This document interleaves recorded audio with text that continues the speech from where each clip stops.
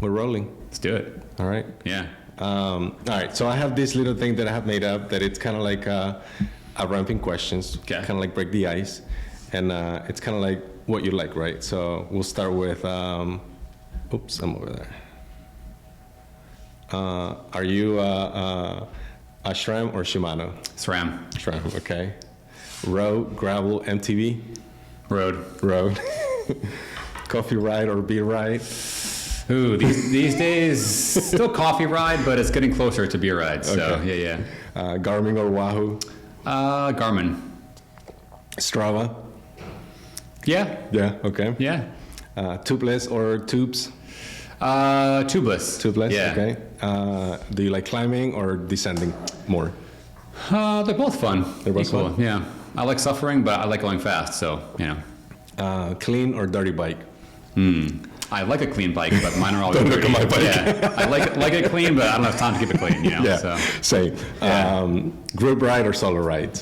I'd say a solo ride. Solo ride. Kind of like the quiet headspace, Right. Yeah. And favorite snack during rides? Aside from like gels and whatever, keeps us going during rides, but do you have like a favorite one? Yeah, my go-to, like gas station go-to is like Snickers and a Coke. Snickers. Yeah, like mid-ride.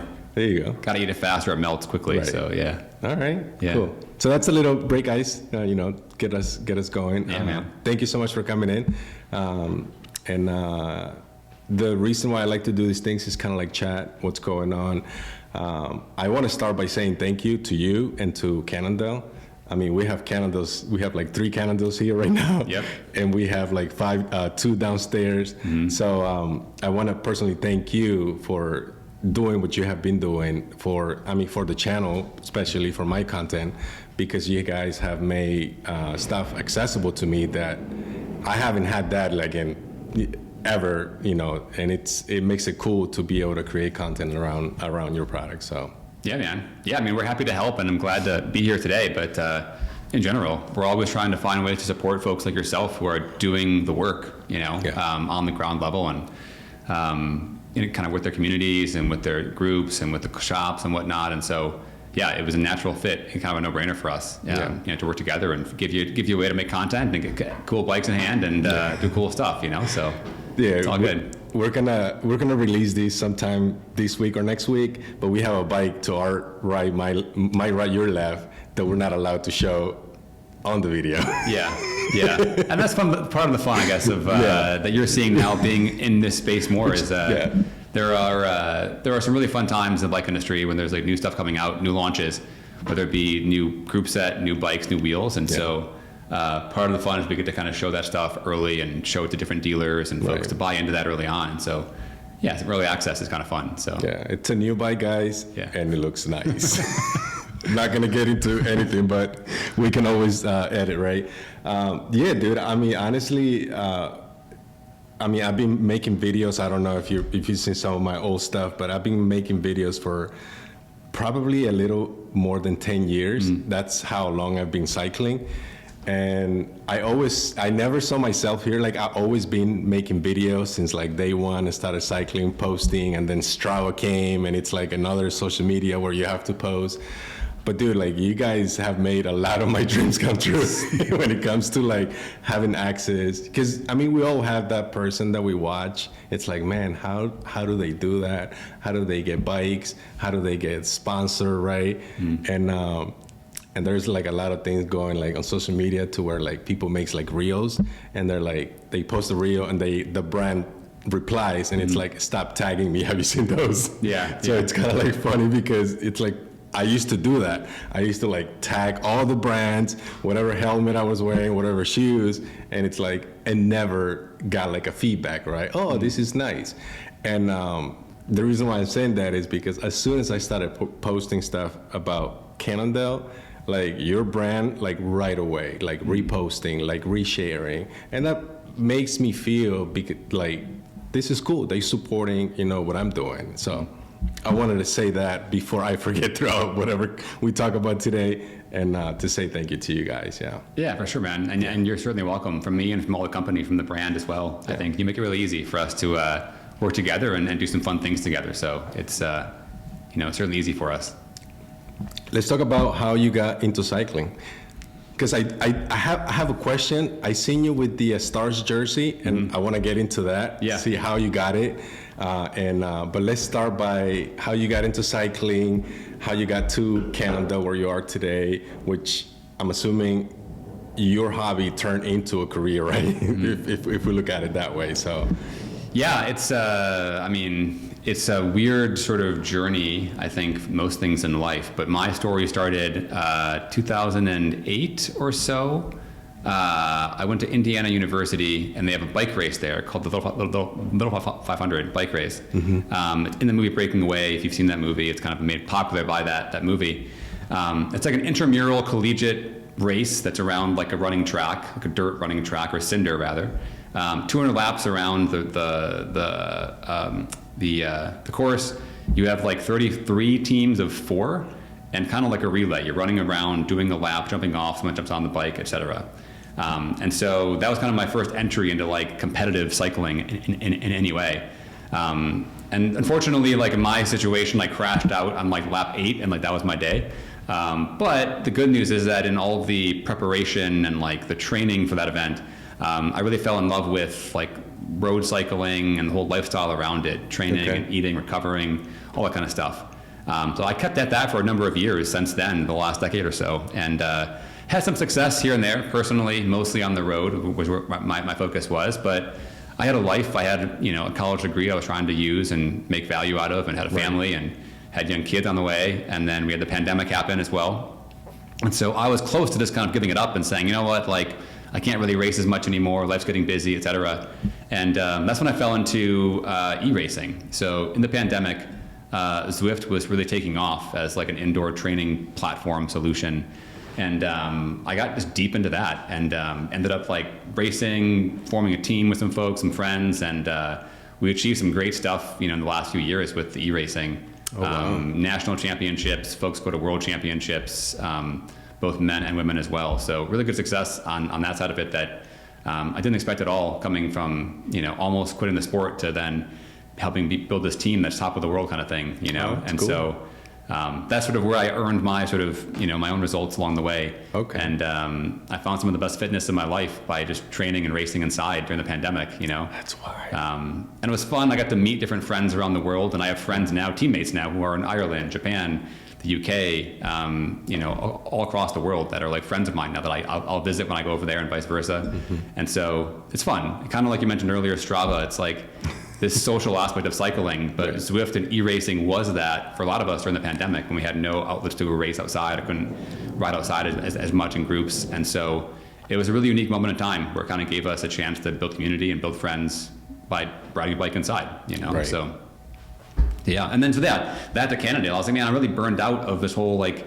corporate life and this whole track I was on. And I liked my job and colleagues and whatnot, but I was kind of burned out from it all and wasn't really passionate about it. And I was like, how can I make cycling my passion and my work kind of the same thing, Right. And I was fortunate, the previous person in my role, Will Gleason, many folks might know him, he was moving on to a new role at Cannondale, and they're trying to find his replacement for this role. And the stars all kind of aligned, and it worked out well, for me since, so. That's cool, man. Yeah. So now you, in the daily, do you go out to like different stores or different like places? Yeah, so I guess the day in the life of a sales rep can be really different based upon the brand, the product, what you're selling, et cetera. And so for me, like to give you a sense of what I do day to day, it's I'm responsible for all of our bike shops, all of our IBDs in the Mid-Atlantic territory for us. That's like DC, Maryland, Virginia, Delaware, for the most part. The top line goal really is to make sure that our brand is successful in that territory through new bike sales, through service and warranty and customer support for current dealers, current bikes out there as well, and also finding different clubs or athletes or teams of folks like yourself who are in the community doing great work that we want to align with to have shared value in that sense as well too. So that's kind of like the broad approach, and then the actual day-to-day is really variable about going into shops, checking in what they need, showing them cool new bikes that we have here that we can't show anybody. Let's go. Checking in on things. How is the service going? How is the warranty process going? Do you need any service parts? What do you got planned next month? Those kind of things. Trying to go to any group rides that shops might offer as well too. Right. So going around, we're doing all those kinds of things and finding a reason to go show up to places and say hi and check in with them as well. But I really see it as, you can approach this job in a variety of ways, a variety of backgrounds and skill sets. We have folks on our team who are more like me, who are like roadies, folks who are mountain bikers, who kind of bring that skill set in. Right. And so we have a pretty good team across the board, across the company. And everyone can kind of choose your own approach as how you find success in growing the brand, growing the business, and just being a good steward of the brand ultimately in the end. That's awesome. So yeah. That's cool because those are ways that you can also get to know more people. What's the percentage you think that you're riding this day versus before? I mean, we have families, right? We have kids, so it's like it drops. But do you think your riding increased since you became like a full-time, I guess, a bike person? I mean, I'm sales rep, but like, were you riding more before, or now you get, oh, I need to go to this ride because it's part of work? Yeah, there was I hate to say it, like the stereotype of like the fastest way to get slow is to work in the bike industry, whether a bike shop or a brand, because you're talking about bikes all day long and looking at bikes all day long and talking with your coworkers about bikes all day long and different shops all day long. And then when it comes time to the evening and the weekends, when your friends want to ride bikes, so they were at work all day, you're kind of tired of bikes then. You kind of want it, like, now it's time for family and I need something else to be focused my time on, that's not just bikes, for my own sanity too. And so, I wish I had more time, trying to make it work related still too. So if I'm coming to a shop, I'm driving 3 hours to get there, let's hang out, let's go for a ride, let's grab lunch, let's make it worthwhile. I'll bring some bikes and you can ride one, I'll show you the new features on it, whatnot. So trying to find ways to make riding part of the day-to-day as well too. And I think if I was a shop, if I was someone owning a business and somebody walked in trying to sell me stuff, or the company rep was there, I prefer an approach like that where they were adding value to it. Like, come in, let's go for a ride, let's do some fun stuff, not just show you stuff and leave, but make it more interactive and more fun. And so it takes a little more work to plan that out, and like, where am I going to ride, what day, with who, and with what bikes, and is that bike ready, and I got to tune that bike up, and all that kind of stuff. But there are ways to kind of weave it in, to the schedule as well. So it is kind of like work, but it's still riding, But I always want to ride more. That's always the goal, I guess. But not quite there yet. Do you? I guess in our area we're going into like winter, so it'll be. I always go on and off, which I don't know how you do it or how you did that during the pandemic. I found myself riding like maybe like 30 minutes tops on Swift during pandemic. But like, how do you set your mind? Do you like watch videos? Like, what is the longest that you ever rode on Swift, like for like race? Because you say you're doing races on Swift too. Yeah, so I think the biggest thing about riding indoors is having like a dialed in setup. Like the old days of you just, stare at a wall with the magnetic trainer on the back wheel, and it feels clunky and it kind of feels like you're riding through mud. There's so much more now technology-wise to make it a better experience of riding inside. Do you think that was a push because of the pandemic? Because I feel like a lot of trainers, Kicker, what's the one from Garmin called? The Tax. The Tax. Elite makes one, yeah. Those are all like new technology, right? From the past, maybe 4 years? Yeah, and I think, so that was a big one. I mean, smart trainers was a big kind of evolution of technology that made it more fun to ride inside. It made it feel more realistic comparing to riding outside. Those technologies were emerging before the pandemic, but hadn't quite taken off like they did. Yeah. Similar to bikes in the pandemic, you couldn't buy a trainer. They're just flying off the shelves left and right. And now there's probably a lot of them out there that are on marketplace or secondhand used kind of for sale. But I have one in my basement that I haven't spun like in 2 years. Yes, exactly. So you're the good test case. But so that certainly helped with like ramp that up in the popularity of those smart trainers, and then we got more of them and better options of them and lower prices on them. So it was all good in that sense. But even things like your computer having having two screens to do like your Zwift and then a movie, or a Zwift and then your Spotify or whatever it is. Having good fans to manage your temperature, that's a big thing. You can get hot very fast. So having your space where you have enough fans, ventilation, even an AC unit possibly for a window unit to keep it cool in the room you're in, makes it easier just to enjoy the experience, not like you're struggling through it all, you know. So taking time to get that all dialed helps. But then the actual act of it, I mean, if you're actually racing, it's quite engaging. If you're focused just on racing, that can be half an hour of just straight focus on that. And time goes by fast that way. Or you can find things like movies or training plans, trainer road, if you want to do intervals or whatnot. But kind of just finding your own groove in it, you know. A mix, same as outside, a mix of some days you're going to want to do group rides or races, and some days you want to ride by yourself, and you can do all that inside. But it is tricky. You kind of got to get it dialed in and really find what makes it interesting to you, you know, and then kind of stick on that piece of it. So yeah, the way I see it, it's like for me, right? Like if I don't do anything throughout winter, which winter is coming, if I don't do anything through winter, summertime is like you starting to ride again. It's like you start from zero. So I like to put a few rides on the trainer, but I just lose it. Like after, like we started doing a couple of years ago, we will like all connect to like Zoom and have like Zoom running and have the Swift on the other page, whatever. And we were just like talking on the Zoom and also at the same time sharing the screen to see the Swift. So that made it a little fun because we were actually like video chatting with people. But yeah, but that's my hands down to people who, like I saw one of my buddies the other day on Strava, he did like 100 miles on Swift. I was like, how, bro? That's like, yeah. Yeah, that's probably about my longest ride is about 100 miles. I think I did once. On Swift? On Zwift for like it's like for a charity thing with my wife. They're trying to do like 100 miles like under a certain time. I think it was like 4 hours or something, 4 or 5 hours. But that was tough because you got to use the bathroom. You got to like get more water, get more snacks. Like you're out stationary there, so like managing that part is tricky. But yeah, I think beyond 2 hours is probably my limit. You know, regularly.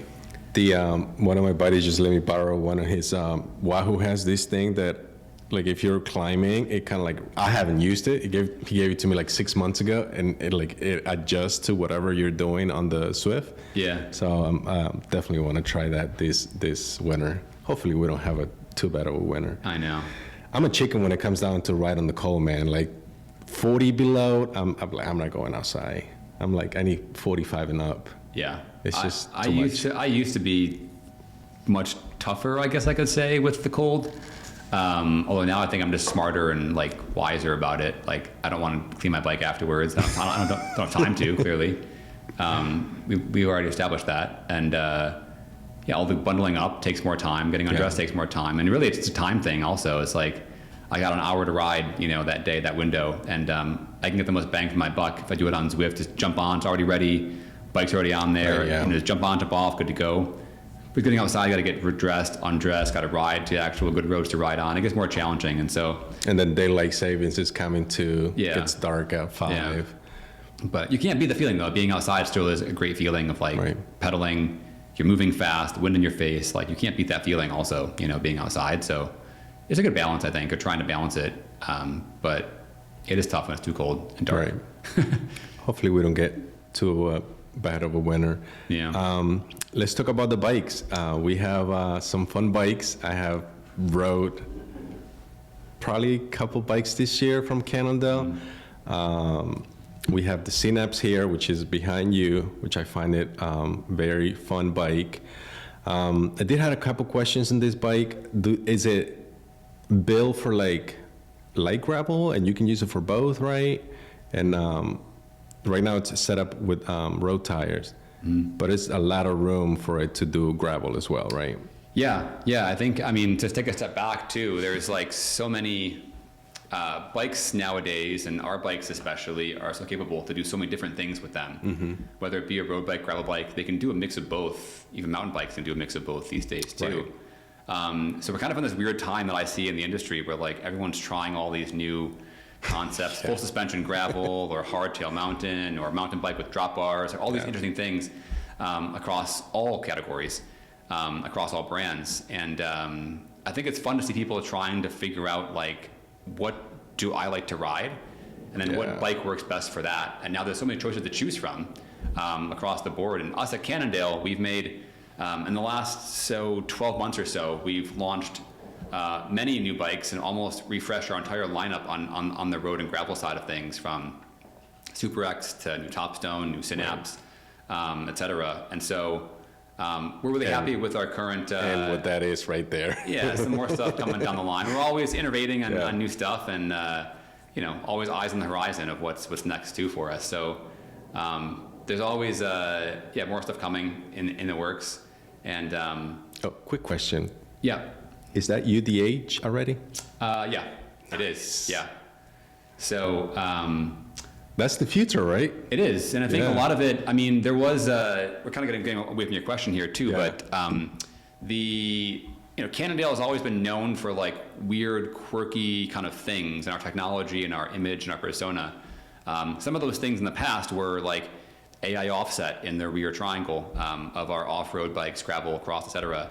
To optimize chain line to get the wider from the cranks a bit, and things like press rib bottom brackets and our lefty and the head shock and these things that are kind of quirky. And now the market's kind of caught up to where we are, I think, as a whole, and we don't need those things as much anymore. We have dub wide, group sets. We have those things are being solved now other ways across the board. So we can now make bikes that are more modernized to say, threaded BSA, standard rear triangle, UDH compatible, all these things that are standardized across the market now. I think all of our bikes now at this point are at that space. No more weird quirks and nuances to them. They're all pretty plug and play, pretty standardized in those senses. But yeah, our lineup really is really robust right now. And I think of it as like, what kind of riding do you want to do, and then what fits that? And there could be two options, maybe two or three options that fit into that space, and then it's a matter of which one do you want to lean more into. And so for Synapse, it really is I call it kind of like the Goldilocks of bikes. It can ride road beautifully, comfortably all day long. However, it can also do up to 42 mil wide tires, front and rear as well. So you can go pretty wide to handle light gravel, some dirt roads, some mixed terrain surfaces, totally fine on that bike.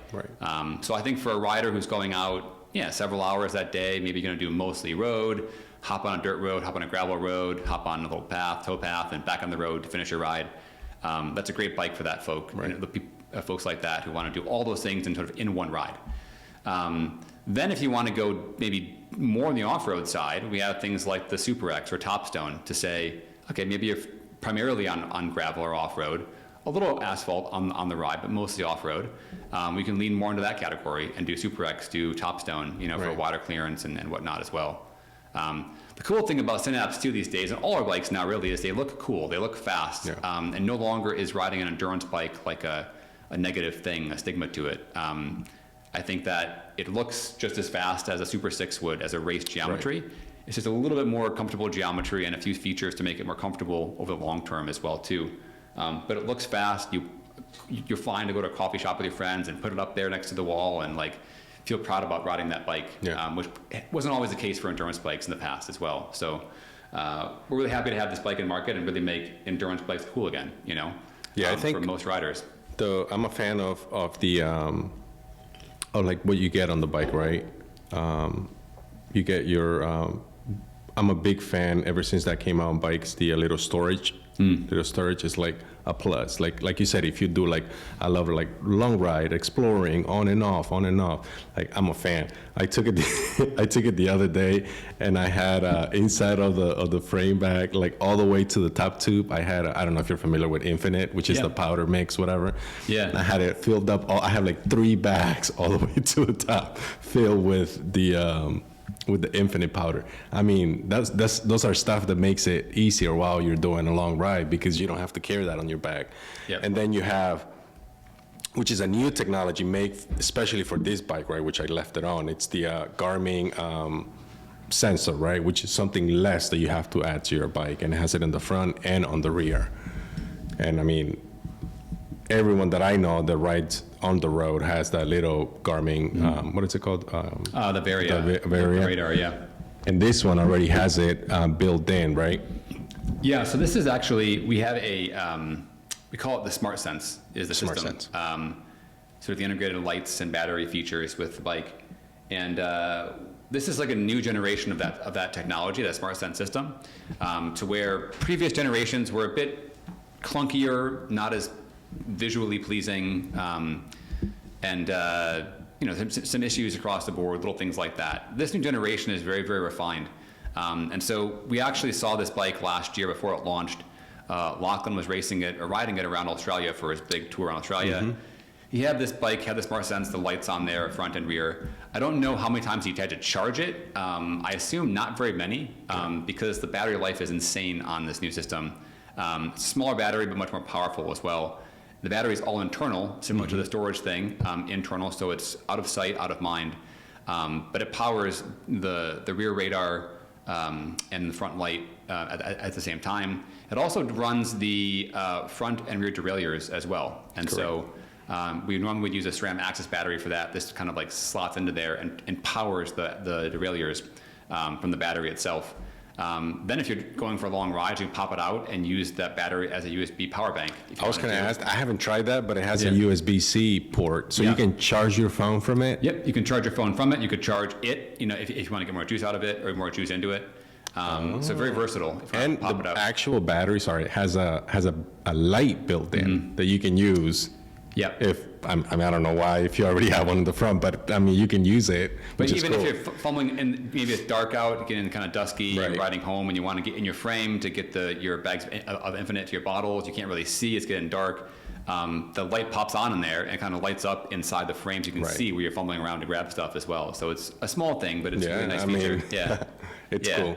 So the bike really is, because of that feature too, like you can really do all things with this, all day adventuring with it, and you have the light, the radar as well. And they're small enough where they aren't going to be a huge eyesore or in the way. But we also do make models where, mostly Shimano models, where there's no smart sense out of the box on it. So if folks just want this bike but no smart sense, they can do that. If they want it, they can do it as well too. So, yeah. I'm a fan of the bike, definitely. And you guys did really good with this bike, right? Because every time I go to the website, it's like, we don't have it.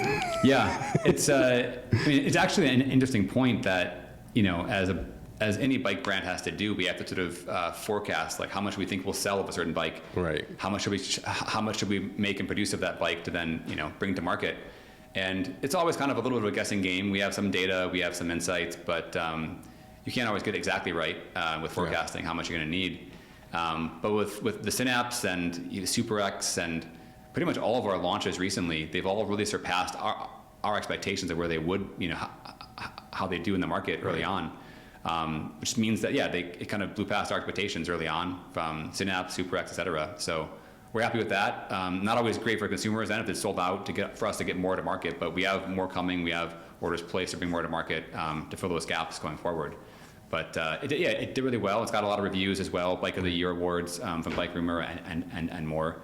Pretty happy with it so far. And I think now that this bike actually looks cool, it has the front end that is all the Delta Stereo tube. You can do the one-piece cockpit, all internal routing. Right. It looks like a race bike now. And so I think for most folks, this is probably the best bike for them, for most kind of folks, the all-arounder type.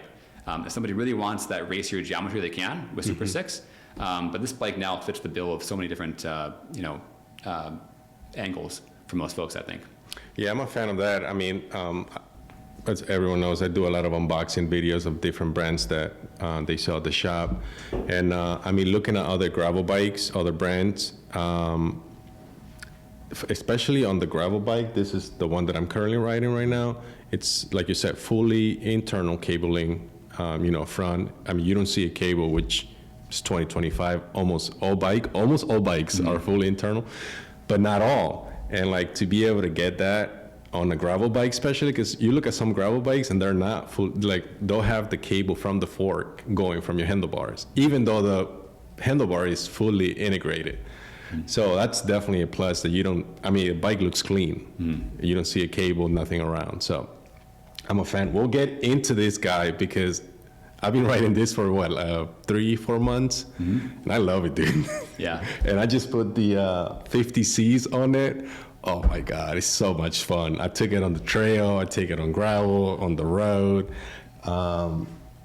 Yeah, it doesn't lie. It's very, very dirty. And you're riding the same bike, right? Yeah. The super. Yeah, I've been using the Super X just like yours for the last handful of months. It's kind of like do everything bike. Right. And so similar to the Synapse, I kind of see Synapse and Super X in the same kind of family of like do everything, adventure, explore, like whatever you want to do, you can do on these bikes. Yeah.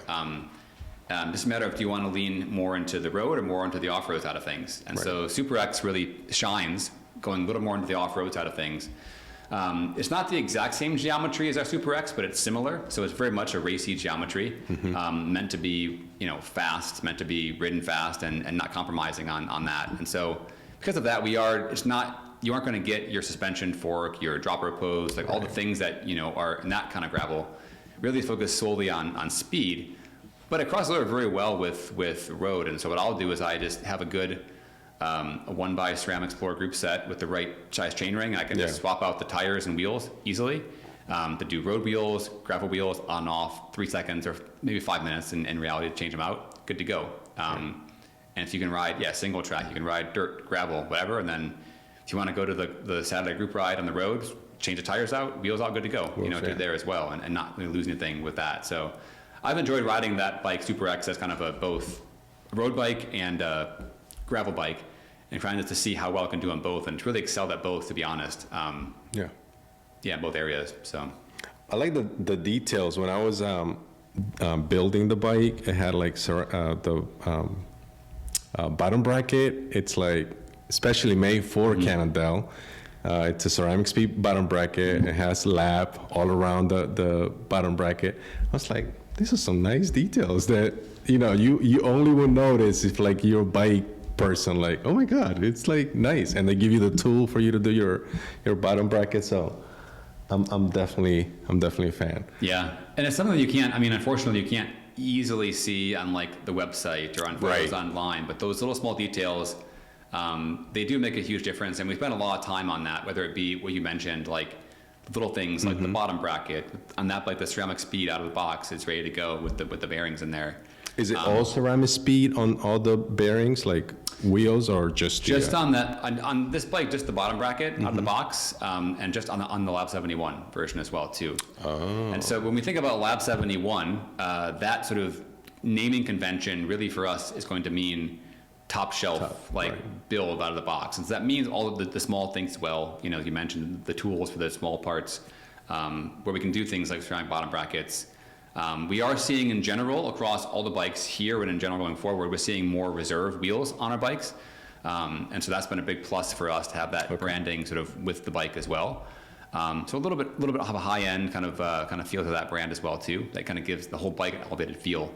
But you're getting Lab 71, you're getting all the, the best possible paints, the best possible spec that we can offer out of the box, and small things like that. And the way that the light hits it in certain angles, and like you can't show that online very easily, but it comes across and you see it in person, those small things. So yeah. Do you? It's because I see some Cannondales with the Vision components.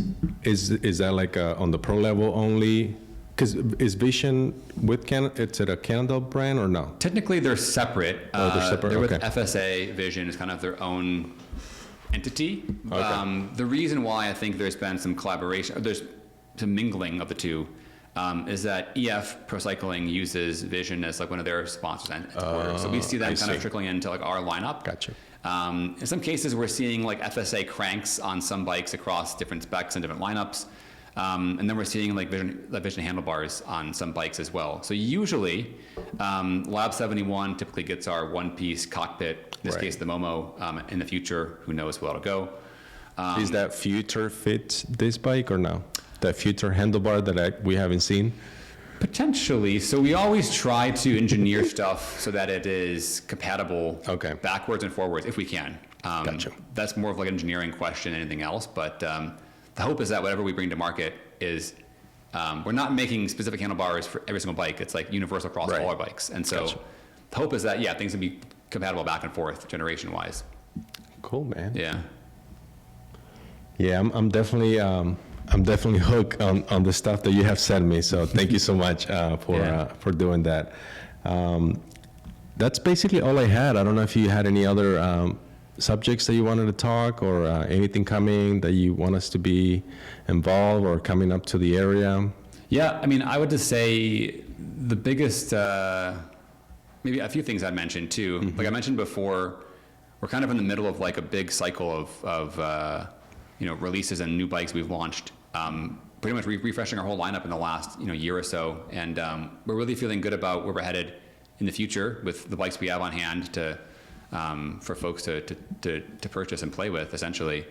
One thing about our brand too is that we are often kind of considered in the conversation with a Specialized or a Trek or a Giant, these big companies worldwide.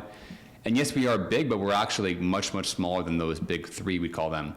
And so we kind of think of ourselves as kind of the smallest of the big, biggest of the small, and we kind of wear that with a badge of honor, like we're underdog, scrappy, got to get creative, we're a little quirky, we like to go fast, but like to kind of have fun too while we're doing it, and not be too serious, but still have, some seriousness about it. So this whole thing about how our brand operates and how we kind of show up to market, and that, I think that comes across in folks that work here, like myself and my teammates, the folks in the office, shops we work with, finding the right shops who align with that kind of persona, folks like yourself, the right athletes and the right people in the area, the ambassadors who are on the same wavelength about that, how they go about their lives and things they do and what they want to align themselves with. And so we're really trying to grow that in the coming years. I know Cannondale had a deep history, especially on the East Coast around here.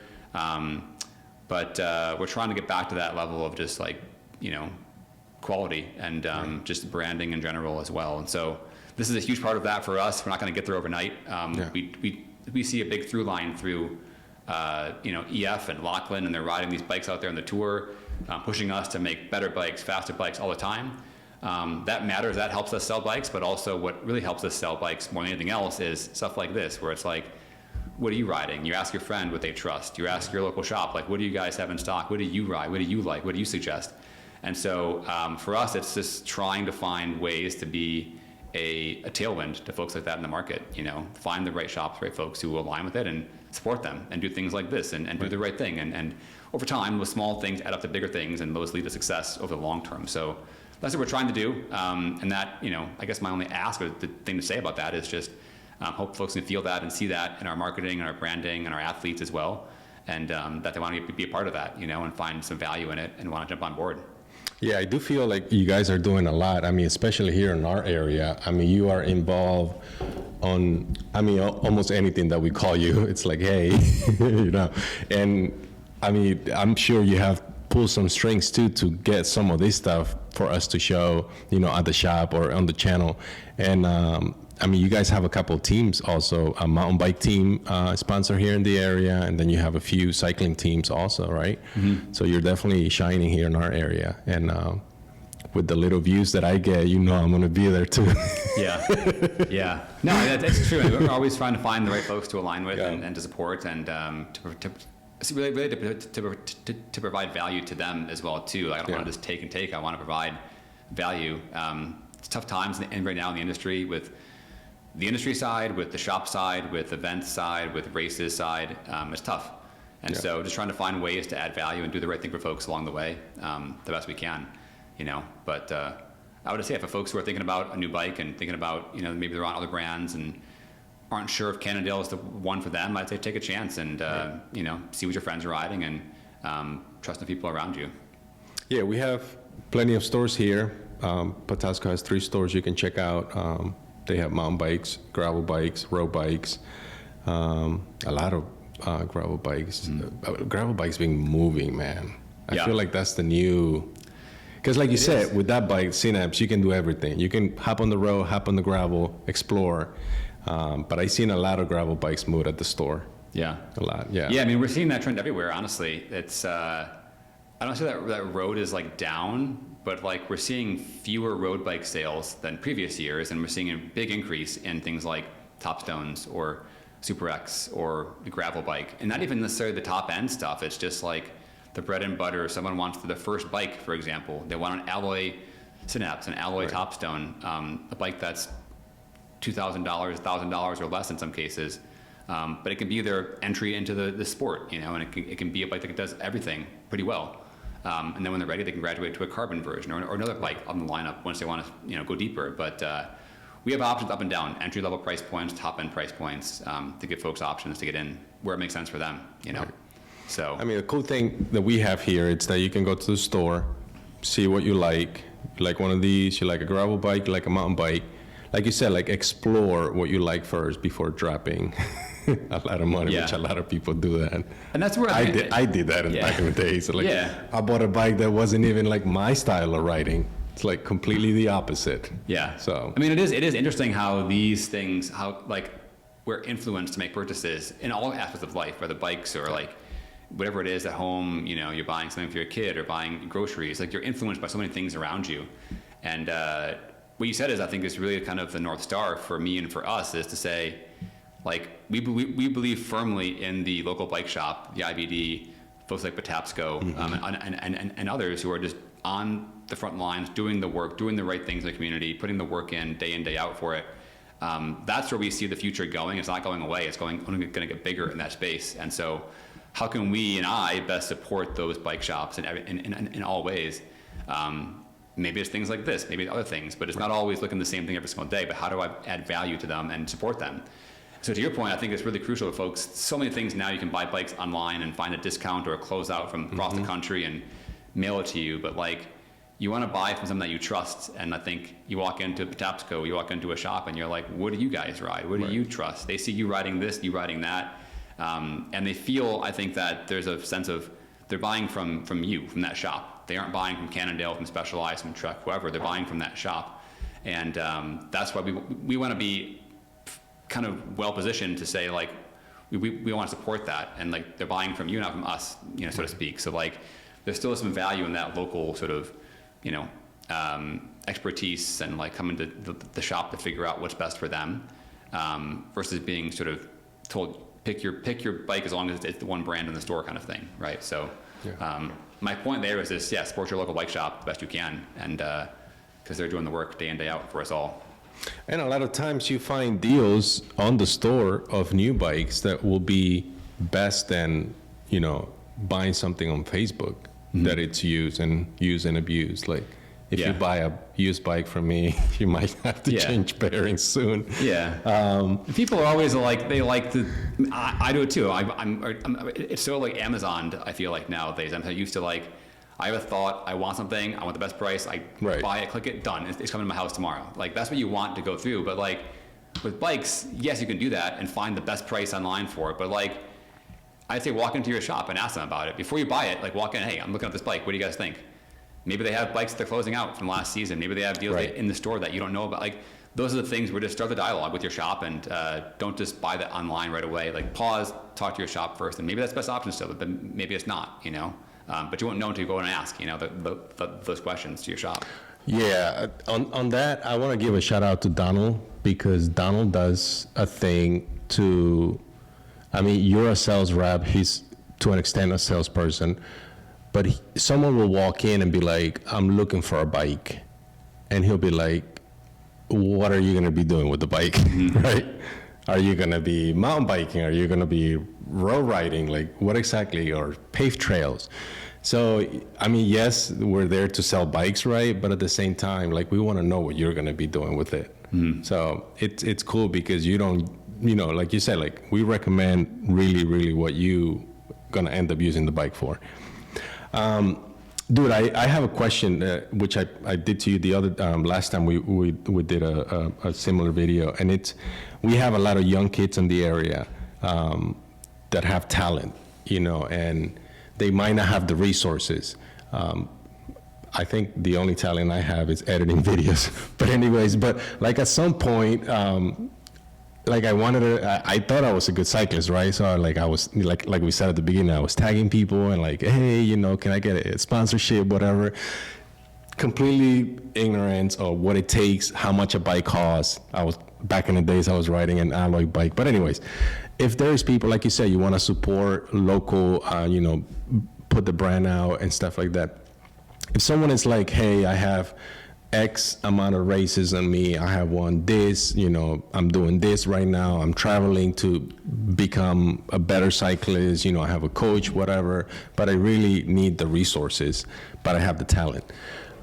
Because those go together, right? You might have the talent, but if you don't have the resources, is there a page, and we can also put it on the bio of the video, that like young athletes or like even like local teams can reach out and be like, hey, we want to represent your brand. Do you have like a link or email who can they reach out? Yeah, that's a good question in general. There's not necessarily like a formal like public pathway per se, but that's where folks interacting with you, with the shop, with different coaches, they can always kind of contact us, through their connections, through me, through the sales force and whatnot, and have those conversations accordingly. I would say there's a few. A way I think about that question is that there are multiple ways to sort of make a career or a path in this kind of sport, right? There's the old school path of like racing, and like the higher up you race and higher up you climb, the more support you get, the more you can make, et cetera. That still exists today. We see that in pro cycling and the World Tour. Like, it's still a very vital part of the sport and its success.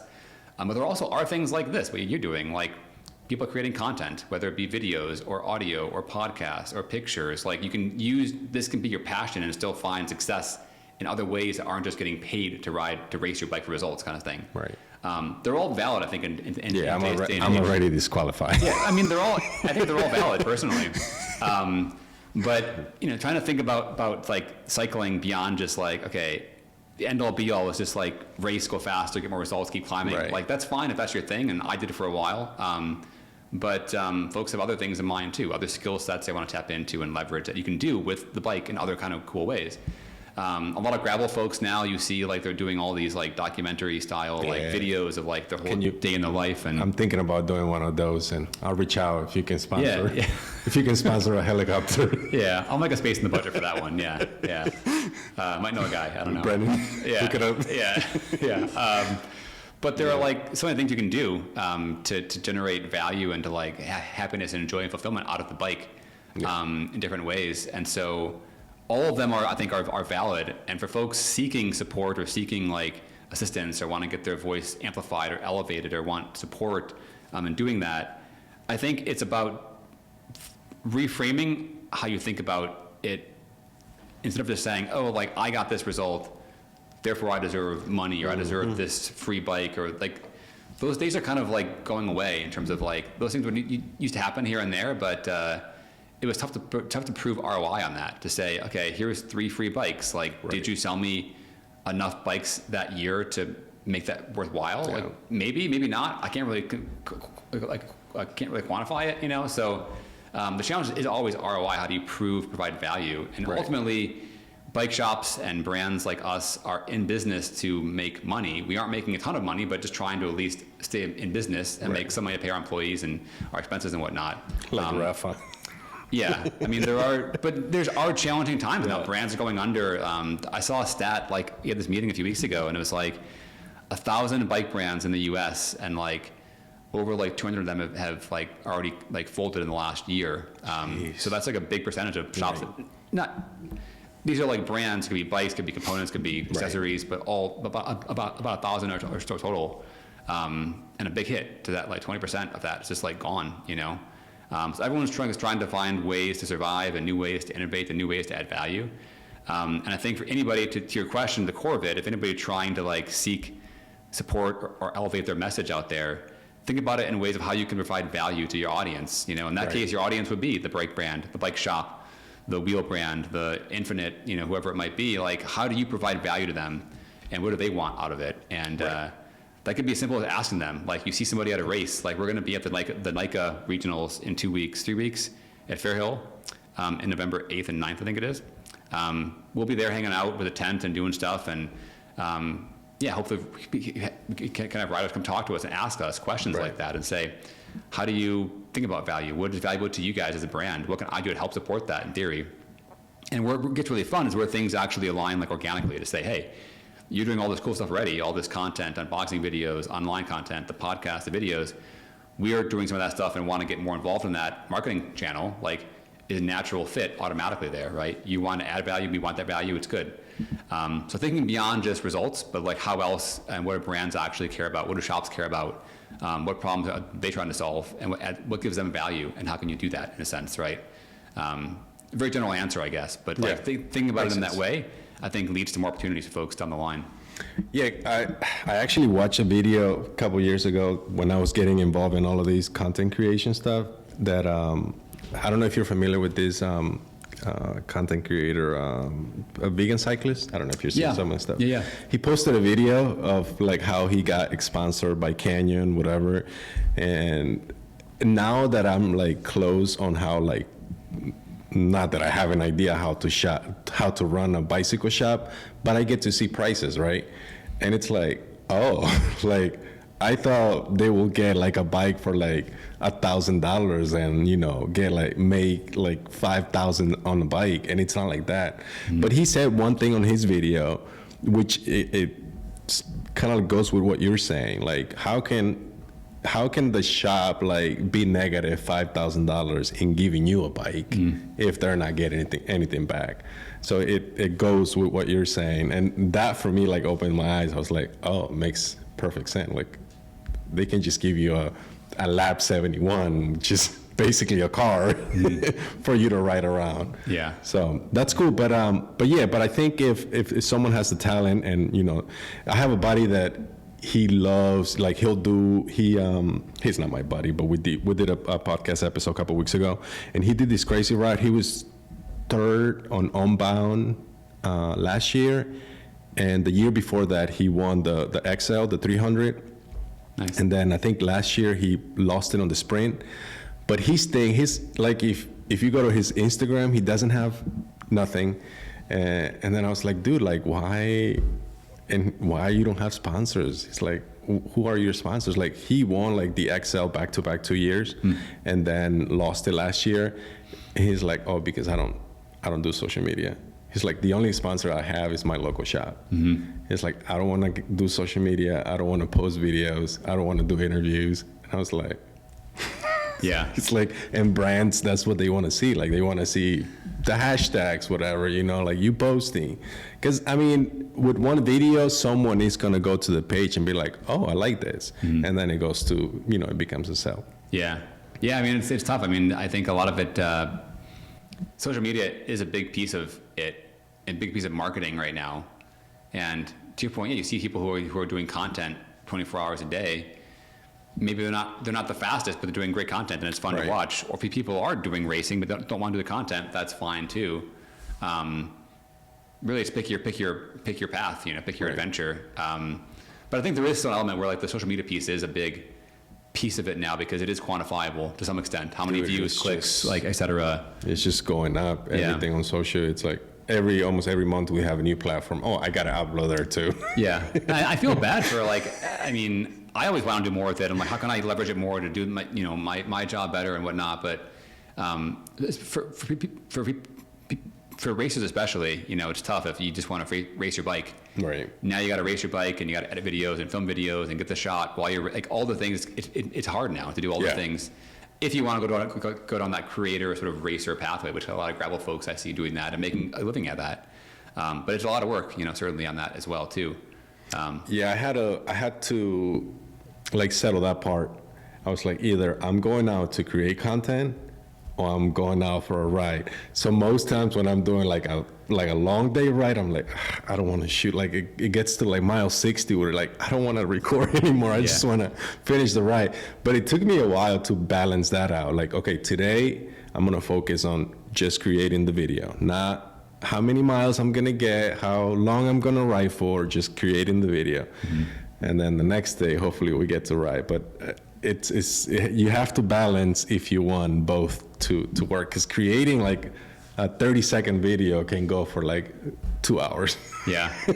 I'm curious, even that, like now you ask it or raise the question, like, how do you go about doing, like planning out your ride to, okay, I'm going to ride for whatever hours, but I want to get these few shots. Like, do you plan it way in advance, or does it kind of come to you on the spot? You know, I gotta stop now and get the shot because it came to mind, while I was riding. A lot of times there was this clip this clip that I did when I did the unboxing of this bike, where I turned on and off the light.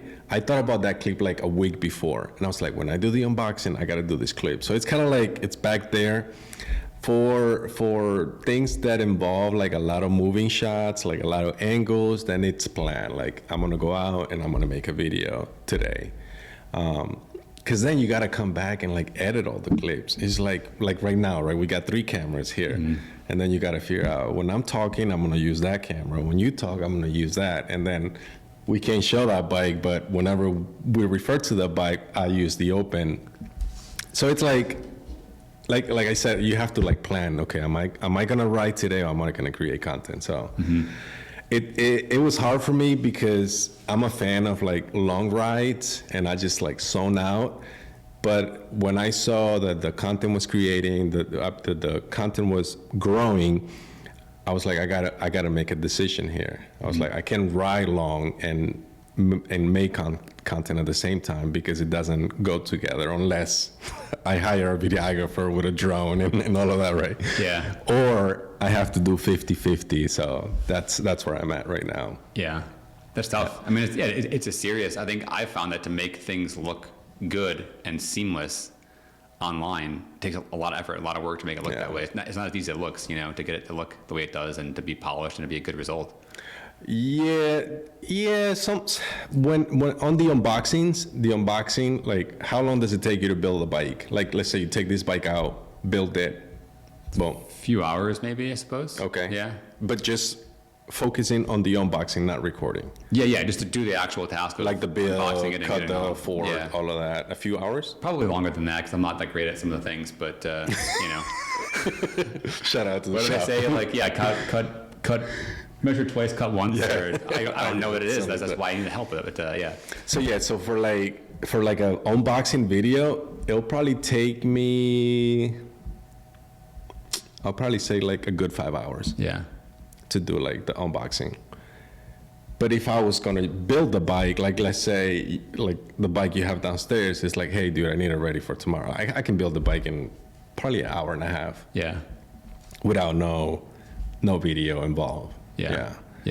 So it's like, you know, the angles, the lights, and then because I'm using only one camera whenever I do the unboxing, and then I just do the thing once, change the camera, go on the other side, do the same thing again, and then if I want to include like a third shot of the same thing, then I put it on the other corner, and it's just... Yeah, I can imagine. It gets tricky. Yeah, by the time I finish, it's probably a good... Yeah, like 6 hours of videos. Yeah. Dude, there's that guy, I can't recall his name on the internet. Dream Bill. It has to be Dream Bill. There's like those weird, it's like it comes out of his like... He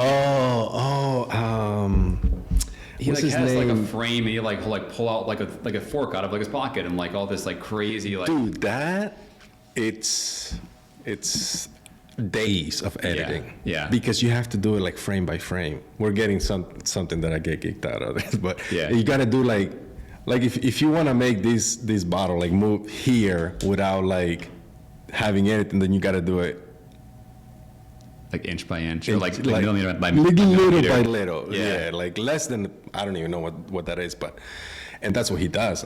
And probably some AI nowadays, right? But that's a lot of work. Yeah. But his videos get like, you talking about the, what's his name? It's Q something. I forget his name. Yeah. He writes Specialized, right? Yeah. Yeah, it's really cool. I mean, it was really like, especially as you're like scrolling on your internet, like whatever. Like it's like so different and new. Like, wow, this is like really like captivating. He did one with Swift. You saw that one? No. Oh, dude. I'll check it out. The one with Swift. Let's see if we can pull it up.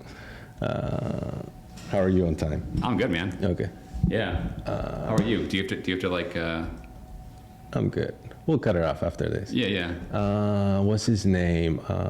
Is it Q? I don't know.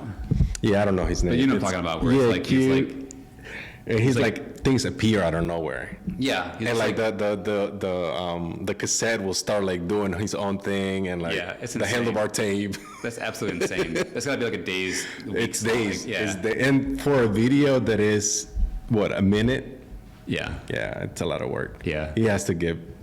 He's probably getting paid a lot for that. Yeah. But it is true. I mean, there's so much about like everyone's after the brands, everyone's after stories and narratives, and like I think as humans, like we just respond well to stories, you know, like you walk into a shop and you're talking to somebody, you're talking to the owner, talking to a shop, to the employees, and you know, they're telling you about their ride last weekend, and I took this bike out and my buddy did this thing, and we had this huge ride and we flat, and it was so crazy. Like that's what sells bikes. I mean, and most of it in life, like human stories and connection, like, oh, cool, that was a cool story. I can feel myself in that story, and now I take you seriously, and now I'm going to come back and buy from you. Like stories are what really move, I think, people in so many different ways. And so it's just a different way of telling stories, you know? You connect with people. If Donald was telling me that there's people that works in shops that are not cyclists. Like they don't bike at all. I was like, how? Yeah. I only work there for the discounts. Yeah. It's like, how do you not bike? Yeah. He said he had a mechanic in the, what's the store, Maple Lawn location, that he didn't bike at all, but he just knew how to fix bikes. I mean, we have the same thing at Cannondale or any company, the brand side too. Yeah. Like people who work at the company who really aren't into bikes like we are, but it's just a job, you know, and they do their job well. They show up, maybe it's a finance or a credit or whatever, but like they're doing their job and they're happy with it, you know, but they aren't like consumers like we are, of like fawning over all the Lab 71. I'm going to ride this, I'm going to ride that. And like all our money is spent on bikes anyway. Like it's just a job, you know, to them. And that's totally fine. But that was weird to me too. Like, oh, how are you all here? Like, do you understand where you are? Like, this is Cannondale, man. Like, come on. Like, but, so that was for me a learning. And then not everybody in the industry is doing the same thing that you are, but that's fine though too. You know, people play their part and they all play a role, you know. After the podcast, I'm going to give you my resume. So if you ever see a position of a bike tester, just that description. We want a full-time bike tester. Submit it, no questions asked. Yeah. He wants to get paid just to ride bikes. I'm okay with that. No, dude. I mean, I enjoyed this, man. Like I tell you, I also want like find like people that I can talk to that also pushes the sport. You know, like I watch, like we were talking about, I watch podcasts every day, and I wish, I'm sure content was out there whenever I started cycling, but I've made so many mistakes on like what to buy, like what bike to get, like what shoes to wear, wear a helmet, things like that, right? So I want to like have different people on and just talk like, what's your experience, how you got in, where you at right now, what you enjoy, and things like that. So yeah. And at the same time, you know, we get to talk about this amazing brand that that you represent and I'm riding today. So yeah, it's been good, and I think there's so many different ways to approach it. I think, and if you're someone who's like that, like you're starting off, you're stuck, you don't know what to do, what the next step is. Do I buy? Yeah, the small things. When you start, it's fun. It's hard to think because we're also ingrained now in this industry and like in this lifestyle of bikes. That like it's hard to remember back when you were just starting out and like you weren't sure. Like, do I do mountain shoes or road shoes? Do I get the helmet with a visor on or no visor? Like, what do I do? Like, baggy shorts or spandex? Like, what's the move here? You know, like you don't know those things when you're starting out, and so finding someone to trust, you know, and that's what goes back to all this, back to the center of like find someone you trust and ask them questions. What are they doing? And be curious and genuine and authentic, and like that leads to more people like that. And eventually, if you're being yourself and just being honest and transparent and authentic, like that goes so far in life and in this industry as well too. And so you don't know the person you talk to could be the person to give you a job down the line. You have no idea how those things come back that way. So that's where again I just see like the local bike shop is like those are your guys to trust, man, and like find the ones you like that you work well with and just pick their brain, you know, and they'll be happy to share and teach and learn, you know, along the way too. Did I ever send you that picture of my first mountain bike? I think so, yeah. I think I sent it in an email. Yeah, mountain bike. Yeah. Funny story. My buddy that lives in Costa Rica is the one who told me. He's like, you should get a Cannondale. He's like, where would I buy one? And at that time, I mean, I didn't know anything. The only store that I knew outdoors, there was a store, I don't know if you're familiar with the area, but there's a store in 355. It was called, back in the days, Hudson Trails. And then there was REI. He's like, go to REI. They sell, do they still carry Cannondale? They do, yeah. So I was like, go to REI. They sell Cannondales, and just ask them for that.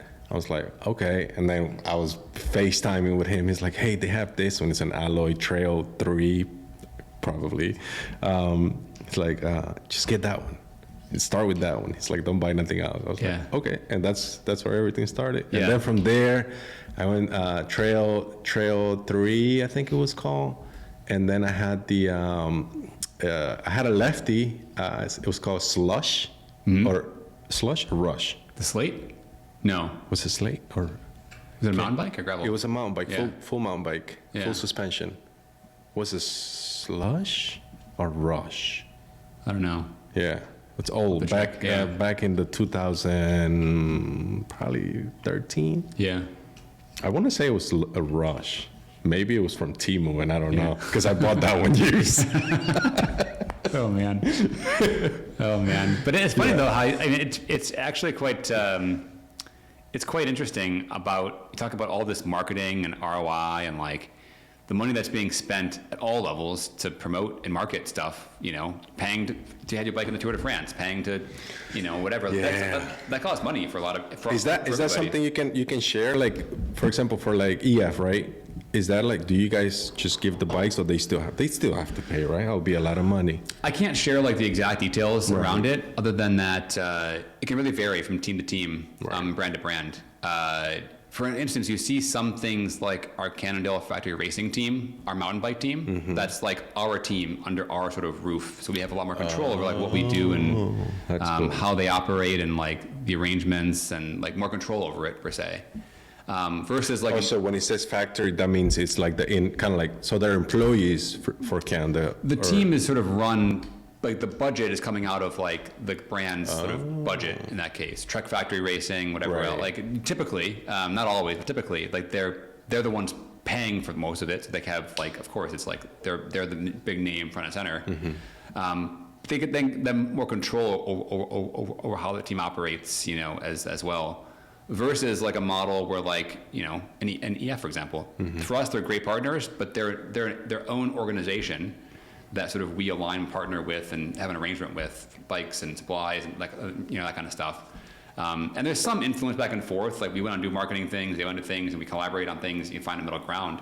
But it's very much like they have their thing and we have ours and we're collaborating versus like only our thing in-house. And so that can dictate how arrangements and things work for equipment, supplies, budgets as well on that side. Yeah.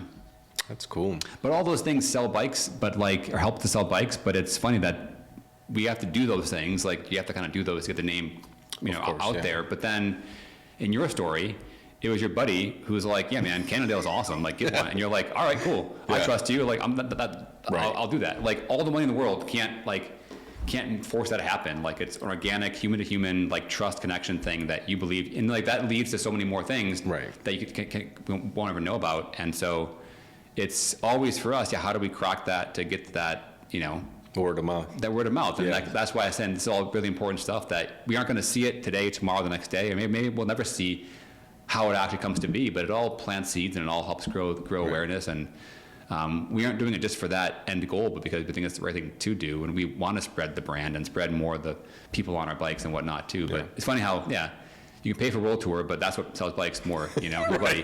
So. That's awesome. Well, Scott, thank you so much, dude. Thank you so, like I said at the beginning, thank you so much for everything that you guys are doing. And I hope our relationship gets stronger as the year comes. Thank you so much. And thank you guys for tuning in. If you guys are looking for a bike, you know where to go. 3 stores in the area that sells Cannondales. I don't know if anyone is in DC or is there dealers in DC? Yeah, we have dealers everywhere around the Mid-Atlantic, nationwide. Okay. I would say if you're trying, definitely support local when you can. If you're trying to find your local bike shop, look your Cannondale dealer. If you go to Cannondale.com, there is a dealer locator feature to kind of view the map and see who's pinpoints or where across the country, across the state. You can find them that way. Sounds good. Yeah. Anything else? No, that's all for now. Thanks, man. Thanks for having me. Yeah. Great time. Thank you. Yeah.